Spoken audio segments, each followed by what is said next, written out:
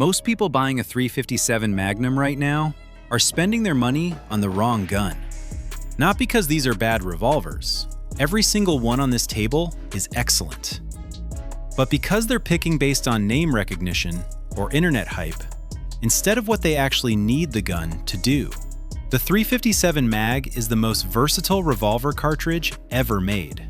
It'll shoot cheap .38 specials at the range, push 158 grain hollow points fast enough for home defense, and still pack enough energy to drop a black bear if things go sideways in the woods. But a cartridge is only as good as the platform firing it, and that platform needs to match your life, not some stranger's YouTube comment.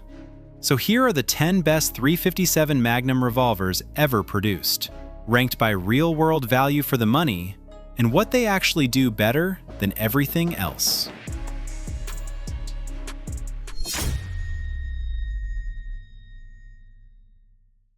Number 10. The Kimber K6S. If concealment is your #1 priority, this is where you start. Kimber figured out how to squeeze 6 rounds of .357 into a frame barely wider than most 5-shot snubbies. They launched it in 2016, bringing their 1911 precision mindset into the revolver world. And honestly, it shows. The cylinder diameter is shaved to the mechanical minimum. You get premium stainless steel construction, either a brushed or DLC-coated finish, and a trigger system, either Dow or DASA, that's genuinely smooth. No stacking, no grit. The sights are a real 3-dot setup, usually with night sights or fiber optics dovetailed into the frame. That's a huge step up from the tiny gutter sights you'll find on most pocket revolvers. Here's what really matters, though. For a snub-nosed .357, the K6S manages recoil surprisingly well. The all-steel frame soaks up the snap that lighter alloy guns throw straight into your wrist. You're not fighting the gun after every shot. You're actually placing follow-ups where they need to go. Expect to pay around $900 to $1,100 street price.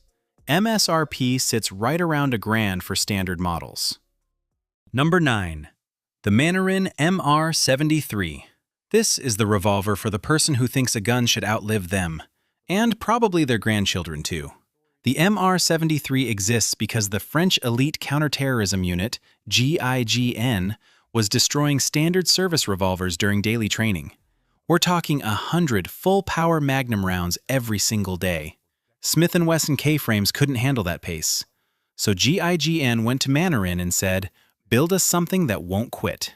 The frame, cylinder, and cold hammer forged barrel are all cut from ordnance-certified alloy steel that gets proof-tested at 30% above maximum rated pressure. But the really special part is the trigger. It runs on a flat spring with a roller-bearing slider. Zero stacking, virtually no friction, and you can independently adjust the hammer spring and trigger return without affecting ignition reliability. That's the kind of tuning you normally only see on custom competition rifles. The price reflects all of that. New MR73s run about $3,700 to $4,900 depending on the variant. Used examples sometimes show up closer to $2,500 to $3,000. Is it worth it? If you're going to shoot a revolver hard every single week for the next 30 years, arguably yes. Number 8. The Ruger Blackhawk. Single-action fans, this is your pick. Bill Ruger looked at the old Colt single-action army back in 1955 and basically said, "I can make this tougher." He replaced those fragile flat-leaf springs with coil springs, used investment cast chrome moly steel, and in 1973 added a transfer bar safety so you could finally carry all 6 chambers loaded without worrying about an accidental discharge. The Blackhawk has a solid top strap and a cold hammer-forged barrel that gives you excellent accuracy and rifling life. It comes with fully adjustable target sights, so you can zero it for light .38 specials or heavy 180 grain bear loads. Internally, the cylinder pin and loading gate interlock keep everything timed tight, even after thousands of Magnum cycles. This is the gun for the person who likes to slow down and shoot deliberately. There's no double action, no speed reloads, just you, a heavy single-action trigger, and a revolver that'll probably outlast the tree you're leaning against. New Blackhawks run around $889 MSRP, with street prices often in the $750 to $850 range. Used new model variants go for $500 to $650. Number 7. Smith Wesson Model 19. The Model 19 is the answer to a question a legendary border patrolman named Bill Jordan asked back in the 1950s. Why can't I have a .357 that doesn't weigh 4 pounds? At that time, if you wanted a Magnum revolver, you were stuck lugging around a heavy N-frame all day. The K-frame was comfortable, but only chambered in .38 Special. Jordan convinced Smith & Wesson to put a .357 bore inside a K-frame with a heavy barrel and heat-treated steel. They delivered, and the Model 19 became the most carried police revolver for the next 3 decades. The action runs on a leaf mainspring with that trademark Smith glass rod trigger brake. Current classic versions have a reinforced forcing cone to handle modern high-pressure loads, plus an adjustable rear sight and pinned front ramp. This is the revolver for all-day carry that doesn't beat you up at the range. It's light enough for a belt holster shift, steady enough for real accuracy, and the handling is just plain pleasant. New classic models with the no-lock option run about $1,119 MSRP, with street prices around $875 to $1,050. Original pre-lock versions in good shape sell for $900 to $1,500, depending on condition and rarity. Number 6. The Colt King Cobra. Think of the King Cobra as the working man's Colt. The original hit the market in 1986 as the durable, patrol-ready alternative to the hand-fitted Python. It was stainless steel, built for holsters and hard use, not display cases. Colt brought it back in 2019 completely re-engineered, and the current version is genuinely impressive for the money. The frame is heavy-duty stainless steel with a brushed finish for corrosion resistance. Inside, it uses a linear leaf spring trigger that gives you a uniform pull all the way through the stroke. The full underlug barrel adds front-end weight for stability, and the interchangeable front sight, brass bead or fiber optic, lets you adapt to different lighting conditions. What I like about the King Cobra is the value proposition. It handles like a much more expensive gun. The trigger is smooth, the balance is natural, and it's compact enough to carry without feeling like you strapped a brick to your hip. But it's also tough enough to actually use regularly without babying it. MSRP is $1,119 to $1,149, depending on barrel length and variant. Street price is usually $870 to $950. That's a lot of Colt for the money, especially compared to what they charge for the Python.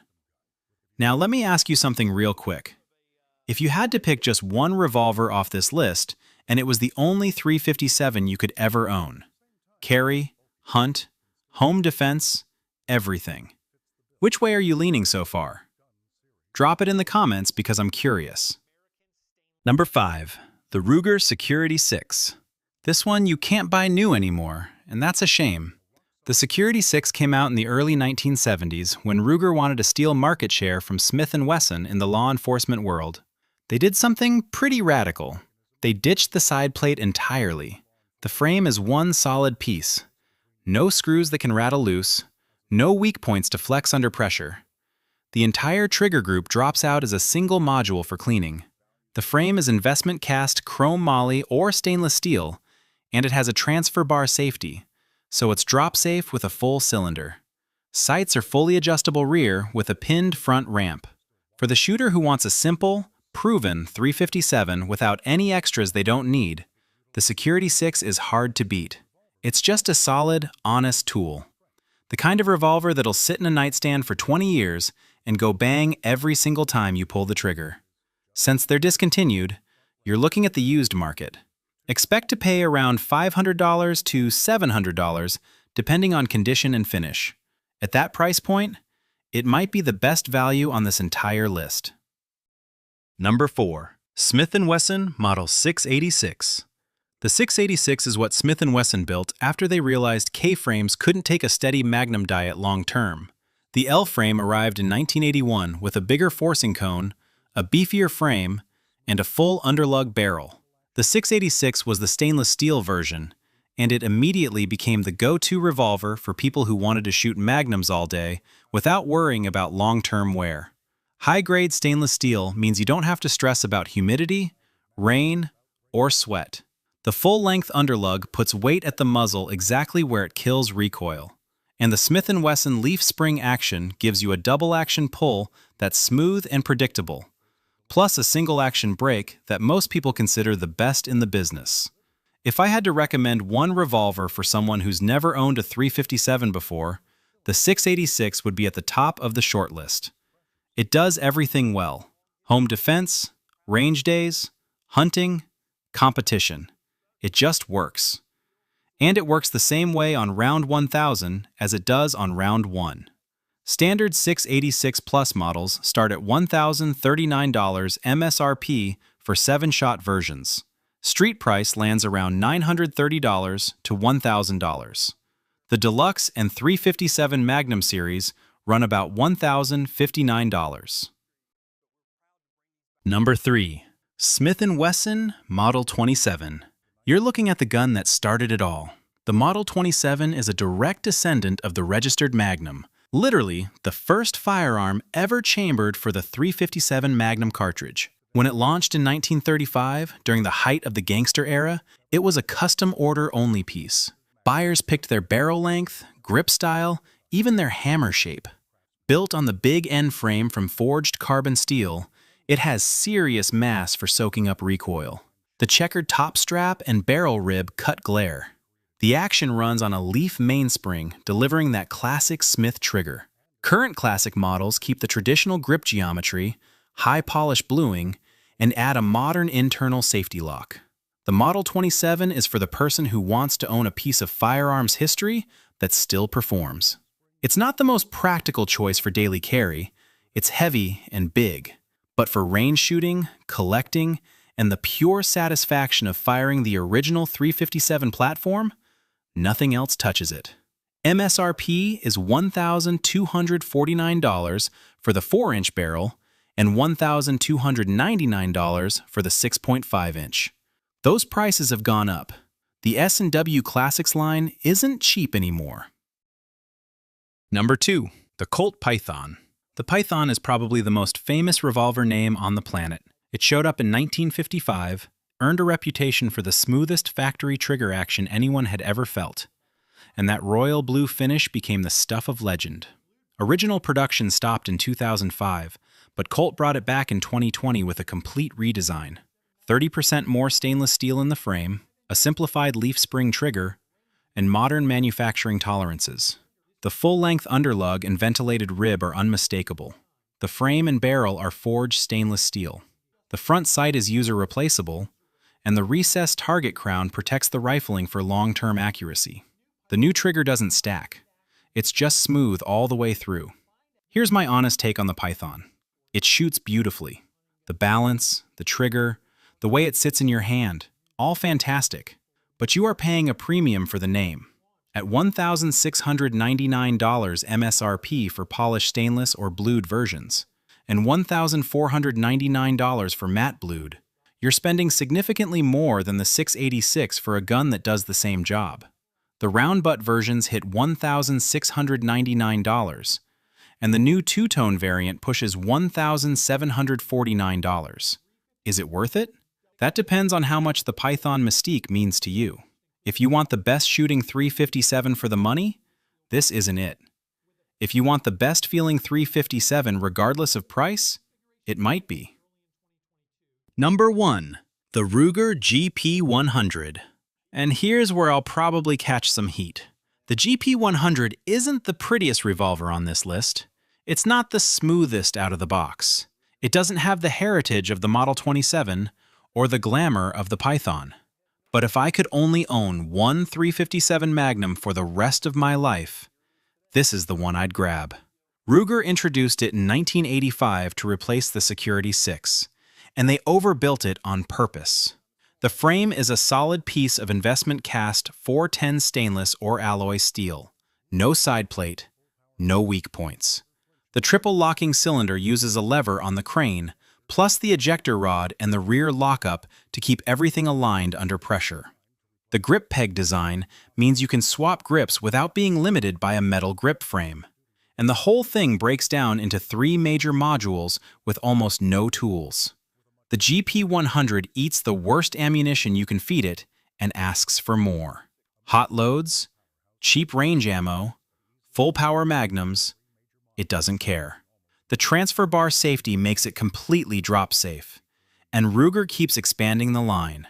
Right now, you can get 6-shot models starting at $1,029 MSRP, 7-shot versions at $1,149, the Match Champion at $1,299, and the Super GP100 at $1,949 if you want the competition setup. The trigger out of the box is decent. Not amazing. But drop in a spring kit for $20 and it transforms. That's the beauty of the GP100. It gives you a rock-solid foundation and lets you build from there. For the money, for the durability, for the sheer I never have to worry about this thing breaking confidence, the GP100 is the best .357 Magnum you can buy right now. All right, we just went through 10 revolvers that have earned their place in the .357 Magnum Hall of Fame. Every one of them is a serious tool, but if I had to walk into the woods tomorrow with only one wheel gun, it'd be the GP100 with a 4-inch barrel and a box of 158 grain soft points. Your pick might be totally different, and that's fine. Tell me which one you'd take and why. Model 27 for the history? Python for the trigger? 686 for the versatility? I want to hear it. Thanks for watching. Take care out there.